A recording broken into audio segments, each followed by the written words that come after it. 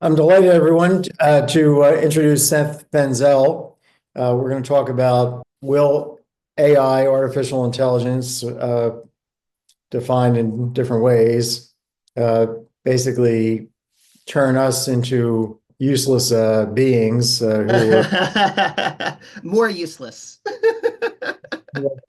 what the gasoline engine did to the horse back at the around 1890 or so. There was something like 50 million horses in our country.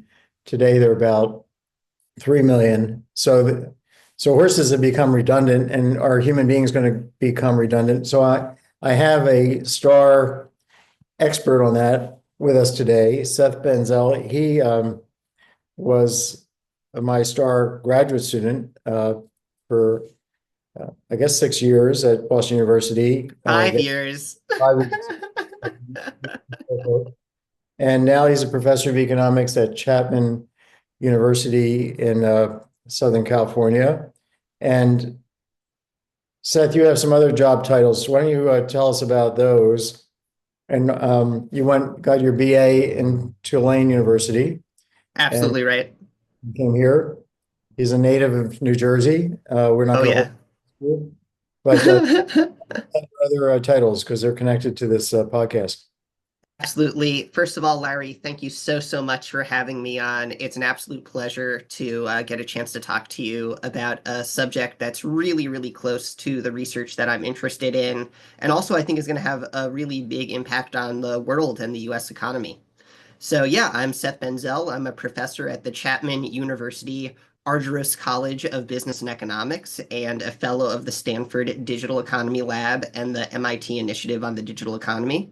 Like you said, I did my BA BS at Tulane University in beautiful New Orleans before coming up to study under the guru, the master, that is Professor Kotlikoff, for 5 wonderful years, and then spent 3 years as a postdoc at MIT studying under Eric Brynjolfsson, whose book, The Second Machine Age in 2015, kind of kicked off a recent round of argument and conversation around what are going to be the effects of these automating technologies on the economy moving forward. So super happy to talk about these questions with you.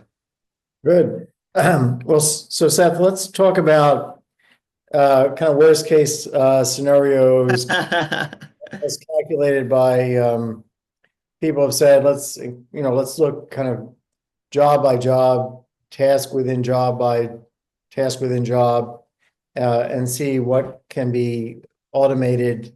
Uh, Tell us what is known at this point, and also whether you believe it. Sure, great question. So maybe we can start like looking forward about some of these projections, and then we can come back and talk maybe about some empirics of what's happened coming up to today to see if we believe these projections looking forward. So one study I recently really enjoyed on the subject of how is AI going to affect demand for jobs and really trying to think about the economy, the US economy as a whole, is an influential paper that's been called GPTs are GPTs. So GPT, general purpose technology, GPT being, if you recall, OpenAI called some of their models GPT models.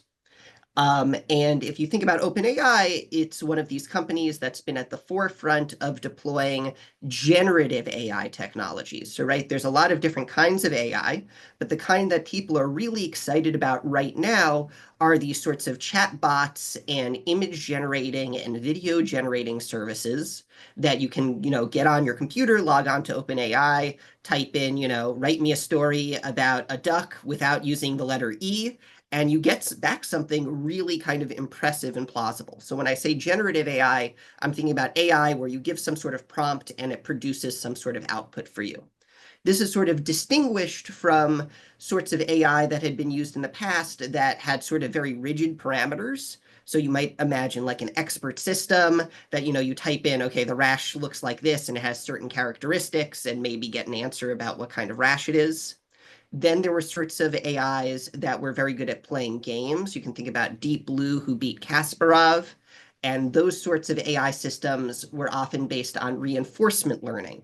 So you'd have the AI play a game against itself over and over again and get better and better at it. And so that's another kind of AI system. For the current study that I'm about to talk about, we're talking about generative AI, which is this new round of AI. You make a prompt and you get some sort of text back. Could And this be seems, yeah, drive, drive this driverless taxi to the airport. That could be generative AI as well. that's a great question. I think most people would think about taxi driving as actually another type, which is called supervised learning. So supervised learning is when you feed in a whole bunch of data into an AI system and you say kind of these are examples of you doing the right thing and here are examples of doing the wrong thing, right? So you might imagine lots of pictures of from the perspective of a car of like there's nothing ahead of you, okay, continue rolling forward, and a few examples of, there is someone with a scooter who just jumped out in front of you. You should brake at this point. And so driverless cars are often revolving around these sorts of supervised learning systems. Although, of course, as we continue down the path of technological advancement, we imagine all of these different AI systems kind of converging and starting to work together. So before we talk about the estimated job loss or human replacement by one or a combination generative AI primarily, but other combinations or other types of AI. Tell everybody how you would define AI, because a lot of people hear the word, but they don't know exactly kind of what's under the hood mathematically. So can you give Right. people a sense of the mathematical structure of these models that are predicting the next words that should be said in a sentence, and how they can actually think through spitting out an entire paragraph, because it's somewhat predictive, right? What they should be saying. And how do you score kind of an entire paragraph? It's one thing to say, this word should come after that word, but give us a sense of the math if you can. Oh, wow. So some great questions in there. So I detected three questions. So first, let me give you a definition of AI. Then let me give you a little bit of an idea of the math behind the recent AI. And then I'll give you a little bit of a flavor of human feedback reinforcement learning, which is exactly how do we get the AI to produce useful text rather than just predicted text. So starting with the first question, what is artificial intelligence? I mean, I would say that artificial intelligence is any sort of system that's able to kind of take in information and then make a kind of intelligent output based on that information, right? You might think that that threshold, and it has to be artificial, so it can't be alive. Now, you might think that that threshold's a little bit low, right? Kind of by that threshold, maybe a thermostat is an AI because, it takes in the temperature of the room and it either raises or lowers the heater. But I think, at the first stage, why don't we take that really broad definition of even a thermostat would be a very, very simple kind of AI. Now you're asking, well, what is the mathematics that has allowed recent AI systems to be so powerful, right? So starting in 2017, so starting in the kind of the mid 2010s, it was realized that these things called convolutional neural nets were starting to be really good at supervised learning tasks when it came to, for example, identifying subjects of images, right? So before the mid 2010s, it was basically impossible to like show a picture, show your computer, hey, here's a picture of a duck, here's not a picture, here's a picture of a sandwich, tell me which one's the duck and which one's the sandwich, right? But there was this Stanford data set called ImageNet, which was a famous kind of list of images that were labeled, this is a cat, this is a hot dog, this is a dog.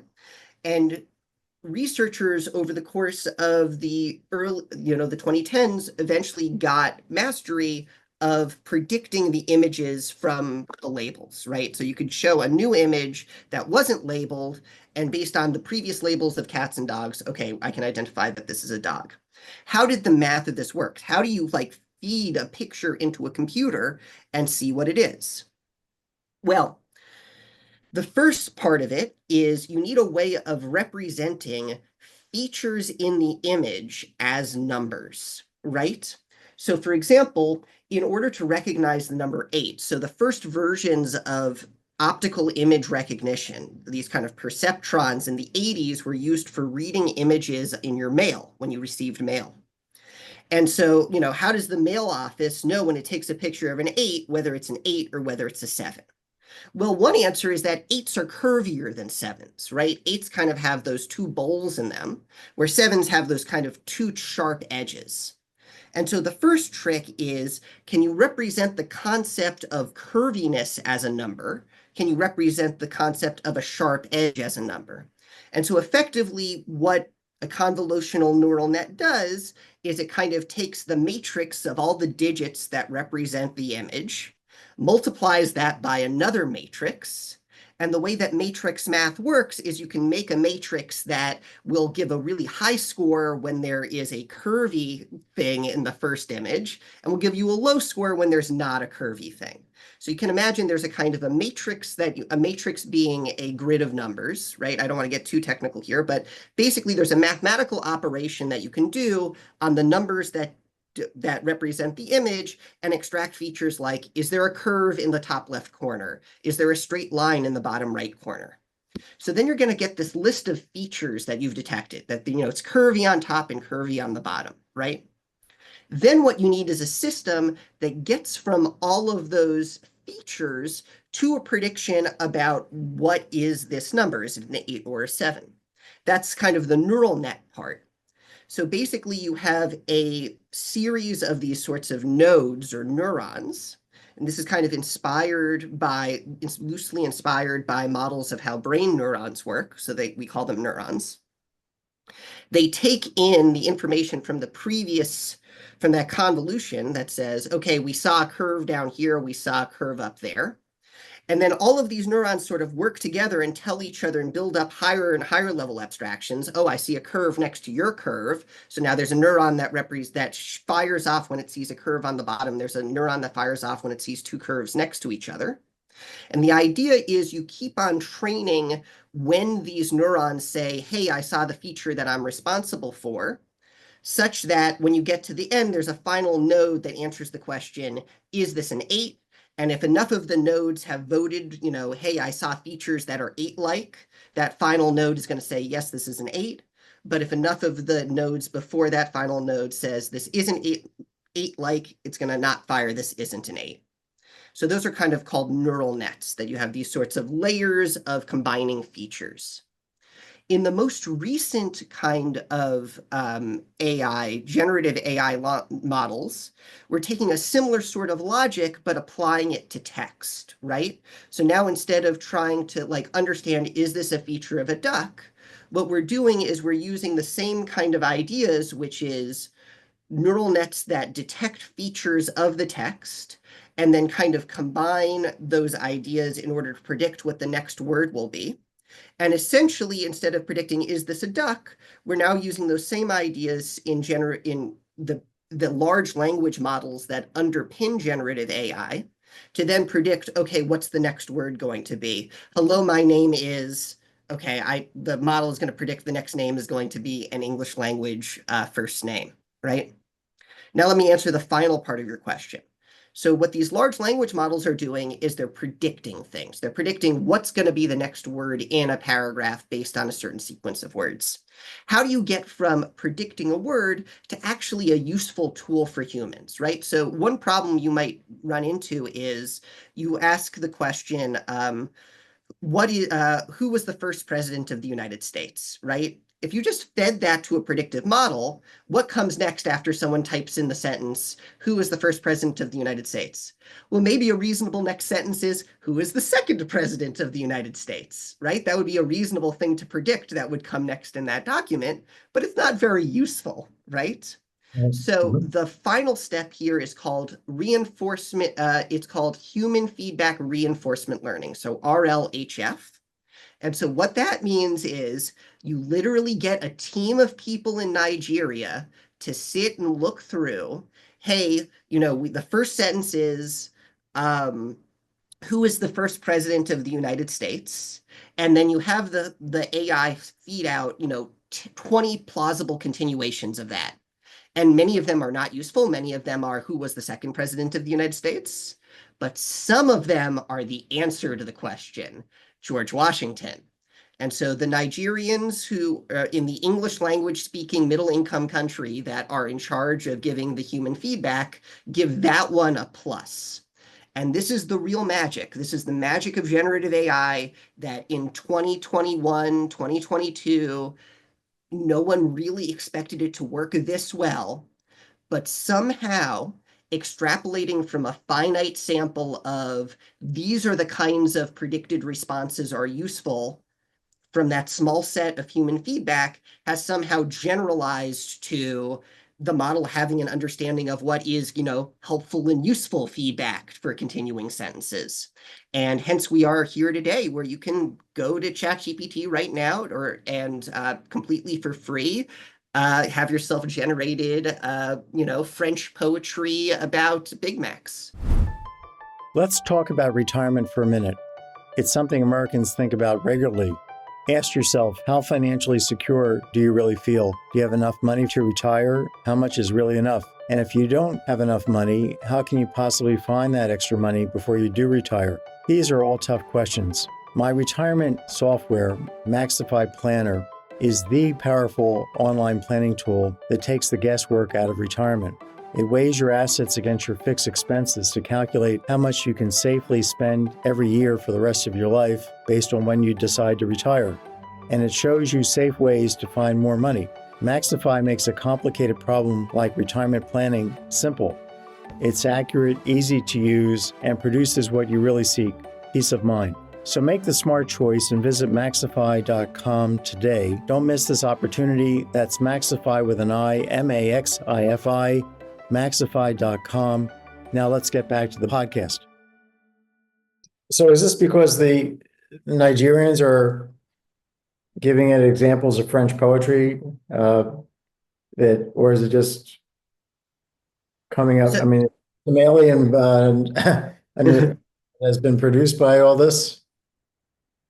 yeah, so no, that's the insane thing. You might think that you might need a Nigerian, you need someone who's doing the human feedback to be an expert in all domains about everything. Wouldn't you need a perfect labeler in order to make this tool useful? But it's not like that. Basically, it seems like the model is learning the general concept of like try to be helpful rather than try to come up with another question on the theme of your first question. And it's just generally been steered towards when you predict text, predict it as if it's like going to be useful to a human rather than predict it in terms of, predicting what the next test question will be. Would be one plausible continuation. Drop back for a second, just give people these neural networks, how they're mathematically structured. Now, tell me if this is is off base, but if we think about predicting, let's say, Y based on observation, maybe we have data on X, Y, X1, X through X20, maybe characteristics of people, and we're trying to estimate their income. Right. So in the standard kind of what we call regression analysis, we could say there's this linear relationship. So, this characteristic, the age and the sex and the education and some other things, there's coefficients that will give you a prediction. If you have enough data on income and these other characteristics, you can, run something that gives you the closest fit here of the predicted income to what the set of the combination of these coefficients and the inputs are producing, that linear regression. Right. But we can say that the coefficients with neural networks, the coefficients themselves could be functions of these and those same inputs, but very nonlinear functions, very kind of unusual functions, and then which has their own coefficients. And then those coefficients can be unusual functions yet again. And so you can have layers and layers of unusual functions of the, and generating tons of coefficients that, okay, so in order to kind of get values for these coefficients, you have to uh, have lots and lots of data and be uh, giving the positive feedback in the sense of, this set of coefficients is producing the answer more often, the right answer more often than this set. And there's a way to update these coefficients to try and get better and better prediction. Is that a fair description? I think that's exactly right. And I think I would just add there's kind of like two levels of this. There's the first level of trying to optimize that really highly nonlinear function in terms of just predicting the next word. That's the large language model. And then there's a layer above that of, well, you could predict the next word in a few different directions, if you will, right? You could predict the next word if this is a test versus predict the next word if this is answers to a test. And what the human feedback reinforcement learning does is there's another very nonlinear function that helps the model decide this is going to be the helpful response versus the non-helpful response. Got it. Okay, so let's go to the issue of how many people are going to lose their jobs from. Well, I can throw some really provocative estimates at you, but I don't really have a hard prediction here. So let me give you a provocative estimate. So you might imagine, so one way of thinking about people doing labor in the economy is that people have jobs, and each job is made up of a certain amount of tasks. So you might imagine a doctor has two jobs, has many tasks. One of those tasks is taking in information about the patient and making a diagnosis. And one of those tasks is sitting down with the patient and patiently explaining to them, hey, it's a hernia, you're going to need, so and such a treatment. What the question framed that way is what percentage of tasks in the economy are going to be affected by these AI systems? And a recent study, so this study is called GPTs are GPTs. This was conducted by a colleague of mine, Daniel Rock at Wharton, in partnership with a team of researchers at OpenAI, and came out about a year ago in Science. And what their analysis did is they went through every task that's done by every job in the economy, and they asked, can this task be sped up by at least 50% without reducing, sorry, at least twice, at least double the speed at which you do this task, so reduce by 50% the amount of time it takes. If you use an LLM, if you use one of these AI systems, Large language model. large language models, thank you. What percentage of tasks are like that? Could be significantly sped up at the same quality level. And what they find is that 15% of all worker tasks in the US could be completed significantly faster at the same level of quality using LLMs as they exist right now, large language models as they exist right now. But when the correct complementary investments in software and APIs and getting the AI system to be actually able to integrate with other software systems, they anticipate this would increase to about 50% of all tasks being able to be over twice as easy to complete with the use of generative AI. Now, as we can talk about in a second, it's kind of a complicated question getting from there to how many jobs will be eliminated. Go ahead. Well, another way of saying it is if half of what every worker does can be done for free by some machine, you would think that half of people's earnings would go away. That's right. That's so is, yeah. Right, that's the fear. The fear is that once these tasks are taken away by AIs, what we're going to end up is making payments to the AI companies that own the AIs and to the NVIDIA for making the chips for the AIs. And those are the guys who are going to be making the money. And that ordinary workers, schlubs like us, aren't going to be making the money. So sometimes we go ahead. This question that connects to our joint paper, Robots Are Us, which people can look at it Kotlikoff.net, Robots Are Us, under articles that we wrote with Guillermo Lagarda, who was was a grad student with you, and also a grad student of mine. So the question we're posing there is, what happens when people can't buy the things that the robots produce? Right. And the idea of Robots Are Us, that title reflects the idea that the technology was produced by people, and Right. over time, that technology takes over the jobs of the people and leaves them with less income. And that has, well, why don't you tell the story about the ramifications of this for the economy? It's a little bit different from this kind of more micro, can this thing, can we get, will all the cars and trucks be driverless? And they represent, by the way, 7% of total employment in the US. Really. So it's more macroeconomic and unexpected answer. So go ahead, take it away. Sure. So in our paper, Robots Are Us, we think about AI as being this stock that accumulates over time. So if you think about the way that we just talked about these generative AI systems, the way that they get better and better is by reading huge amounts of text on the internet, seeing huge amounts of observations of humans, or if you think about supervised learning, huge amounts of examples of humans doing a thing a correct way. And so there's a sense in, as we learn about the world, as we have examples of people sending emails and scheduling birthday parties and doing the 1,001 things we do in our lives, if that information is digitized and presented to the AI in the right way, that's something the AI can learn from and get better from, right? So Robots Are Us is speaking to this idea that the AI is kind of trained on our efforts and our output.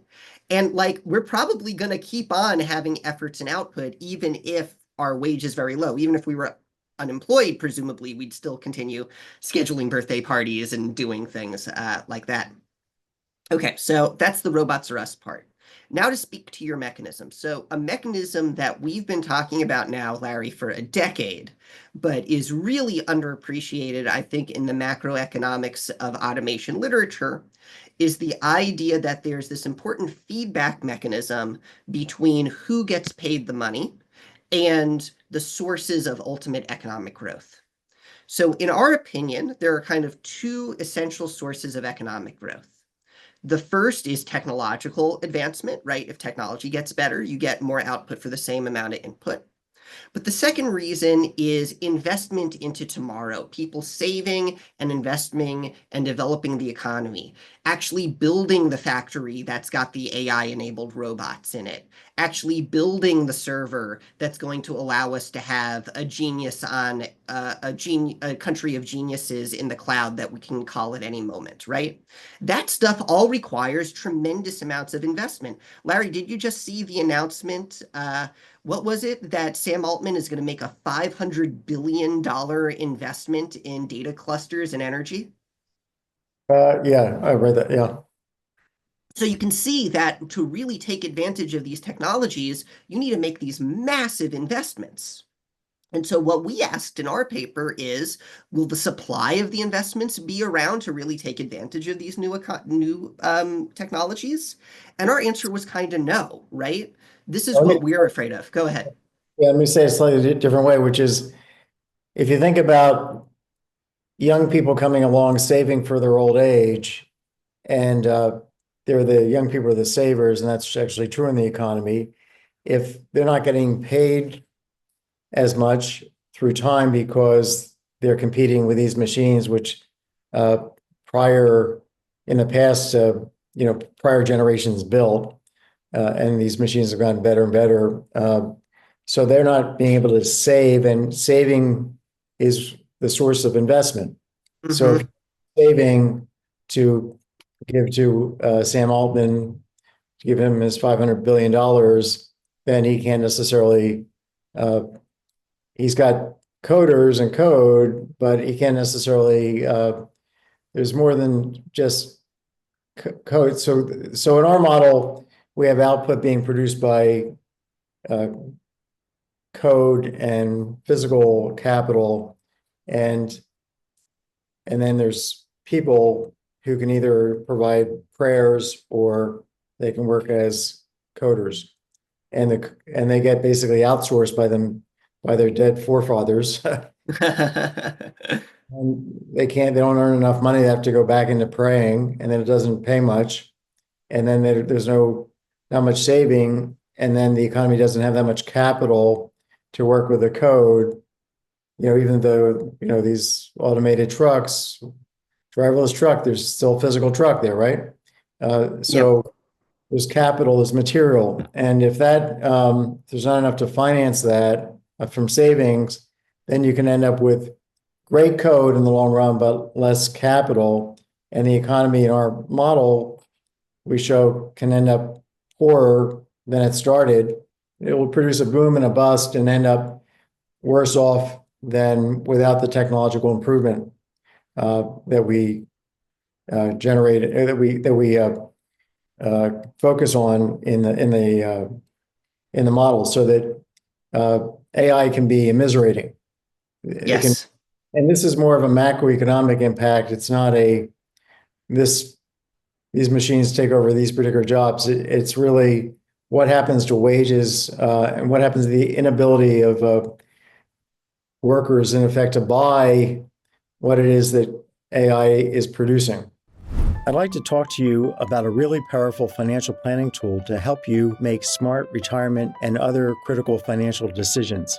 It's a tool that factors in all your financial data and shows you what you can sustainably spend every year for the rest of your life.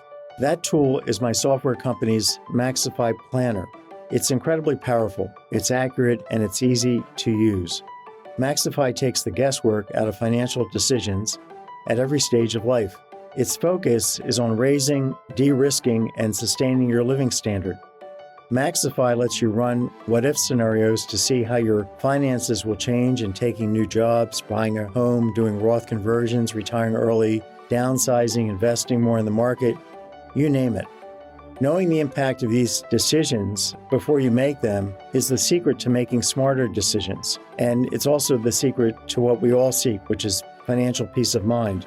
So please visit Maxify.com today to start planning. That's Maxify with an I, Maxify.com, Maxify.com. Now let's get back to the podcast. Yeah, so that's exactly right. So the mechanism for why AI can actually lower output in the long run, just to re-summarize, is it shifts income from people who are saving and investing in the future, the young workers, to older people who are consumers and just want to consume now. So the economy as a whole gets more short-sighted in a way that kind of dooms future generations. One point I want to make there that you kind of moved fast through is that for this immiseration to happen, what you really need is for all of those workers who are being forced out of their old jobs and into what we call prayer, which is the job that only humans can make. For immiseration to really go through, what you might need is for this prayer sector to be very substitutable for the traditional, the thing that can get automated. So to the extent that humans make some sort of scarce complement to the thing that gets automated, that might still keep up wages in the long run. Versus if AI can do everything, that's going to be worse for it can potentially allow for these very bad outcomes where there are no good jobs left. So this is a question moving forward as to in the language of an economist, we would say, to what extent ultimately in the very long run is the complementarity between the automatable and the non-automatable sectors of the economy. I don't think we know that because every goalpost we've put up of AI can't automate this, AI can't automate that. It's hard to say. Do you have a Well, stance, Larry? What do you think? Do you think in the very long run, 100 years from now, the non-automatable goods will still be complementary to the automatable goods and we'll have bow moles keeping wages up? we already know that if we ask ChatGPT for a prayer, right? So, yeah, it seems like I think we do have other models besides our model. There's Sure. a very famous model by a former colleague of mine, Pasquale Restrepo and Daron Acemoglu, who just won the Yeah. prize, which has a view of there always being new products being developed by people, and they can't be automated because they're small scale to begin with, and how to automate them exactly is not clear. And then they become more mature products, and then somebody figures out how to automate them. So that process in their model has humans never becoming redundant entirely. There's always new things. Invention of new jobs. Yeah. Now, I'm kind of skeptical about that. I think, that may be true for some segment of top, STEM workers and we've seen increasing wage inequality, that this whole process of automation is leading to greater and greater wage inequality. And so I'm skeptical. I'm a pessimist here. I'm thinking Mm. that we have a major problem here of spreading the wealth, that the economy potentially, and this is what our paper shows, can avoid this immiseration trap by redistributing from the winners the Sam Altmans to the other people. But he and Elon and so forth, these people are amassing massive fortunes, and they'll probably take them to some other island and away from the U.S. and vacation at the end of their time doing whatever they're doing here. I mean, it's not U.S. centric necessarily that this capital, that their wealth stays here. They could take it wherever they want. Right. So Incredibly mobile.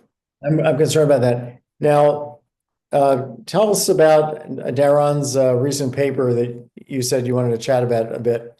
Sure. Well, first, let me engage on that the kind of this interest rate AI and savings point for 1 minute, and the inequality point here, which is I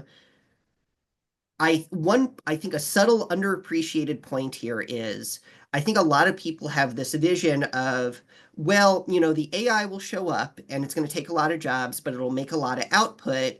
But that's kind of like an easy problem to solve because we can just do general government transfers to get over this issue of inequality, right? Just have a universal basic income to fight inequality.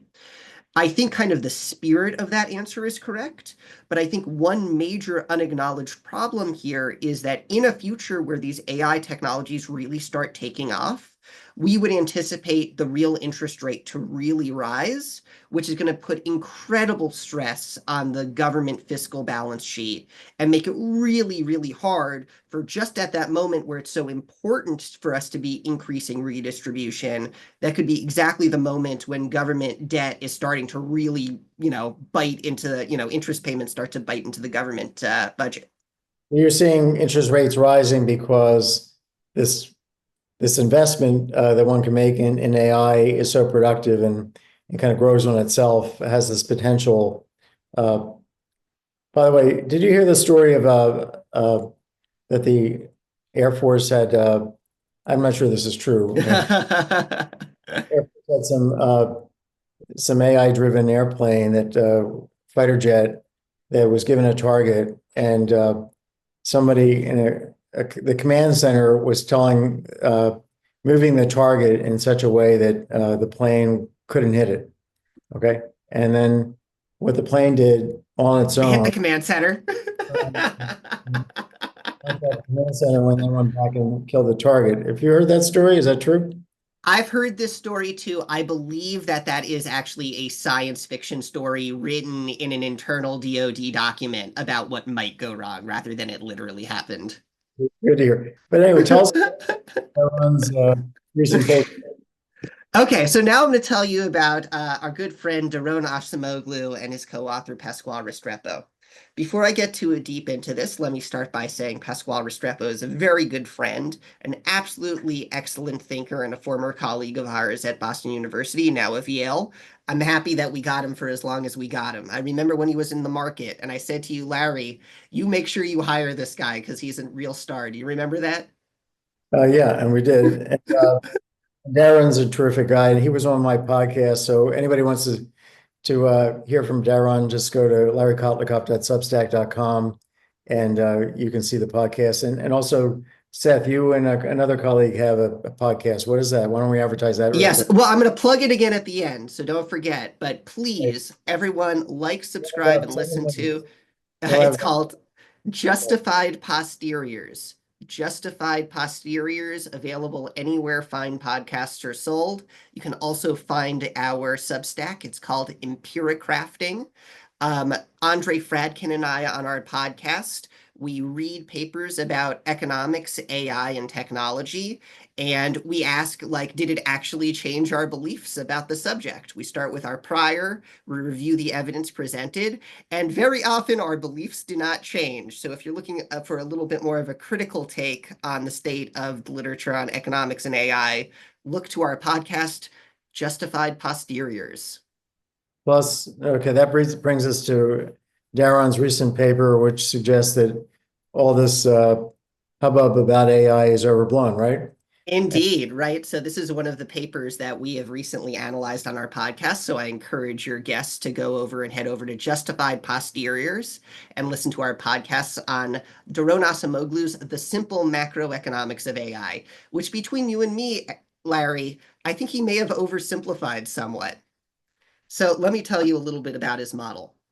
So again, Doron is coming from the framework of the task-based framework, right? So there are so many jobs in the economy. Every job is made up of a certain amount of tasks, and we get final output in the economy by basically adding up or multiplying together all of these different tasks into jobs, multiply all the jobs times all of the capital into final output. And what happens is that over time, certain of these tasks can be replaced and done by capital instead. And so Doron asks, hey, there have been some papers recently, like that paper I just talked about, GPTs are GPTs, that have said that some of these jobs may be automatable in the near future. And he's looking out 10 years and he's asking, how much do I think GDP output, not growth rates, just output levels will go up in the next 10 years as a result of AI technologies. And Larry, what do you think he says? Do you think it'll be twice as large? Do you think he says it'll be 50% larger? What do you think the impact on GDP is going to be? 1%. He says over the course of a decade, there'll be less than a 1% point increase in GDP. Not 1% a year of additional growth, 1% higher by the end of a decade. Let's talk about how he gets that number. Quickly, because we have 5 minutes. Yeah. Quick. Oh, I thought you said I have 5 minutes past the hour, 5 minutes up to the hour. Oh my gosh. Larry, you're going to be back on another episode. Get you back. Okay. Great. He multiplies together four numbers. He starts by saying 20% of tasks are automatable using one of the numbers from that GPTs paper. He multiplies that by an estimate from a particular paper saying that 23% of tasks that are theoretically automatable are actually economically viable to automate, right? Because everything that you can scientifically automate might not be economically viable. Then he multiplies that by 27%, which he says when you automate a task, the cost savings are 27%. That seems a little bit low to me, but whatever. And then finally, he says labor is 57% of final output. So you multiply 20% by 23% by 27% by 57%, and you say that GDP, once all of these technologies are deployed over the course of a decade, will raise output by less than 1 percentage point. I believe 0.007, so 0.7 percentage points. Larry, do you want me to start by saying what I think this analysis leaves out, or do you want to go first? Oh, no, you go. I haven't really studied carefully. Okay.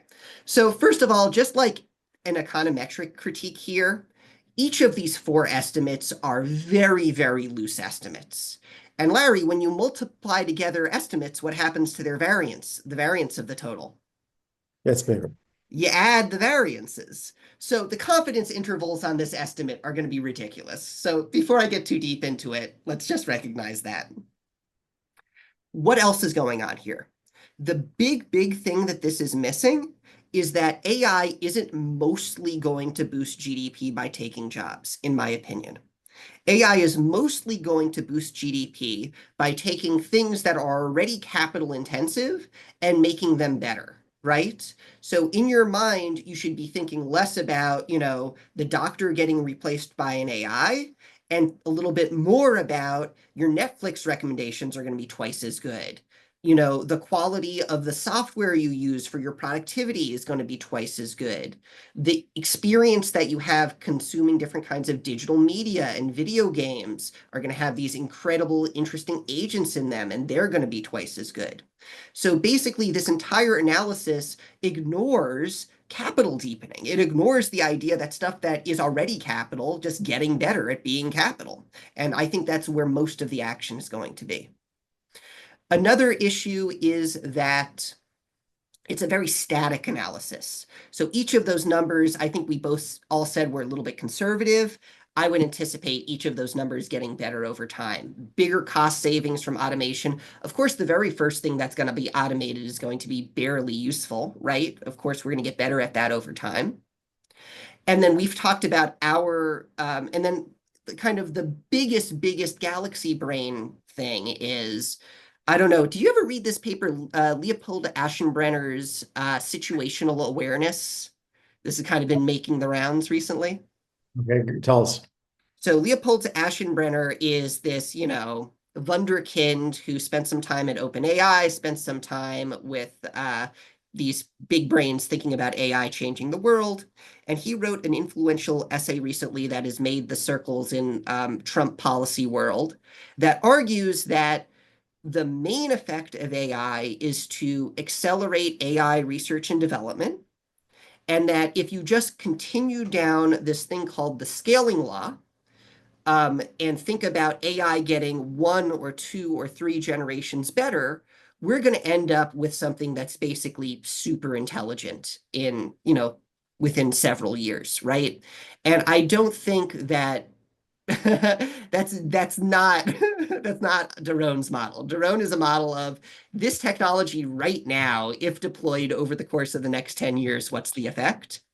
But the people who are kind of the widest-eyed optimists about what AI will be doing over the next decade do think anything but this technology is going to be staying put.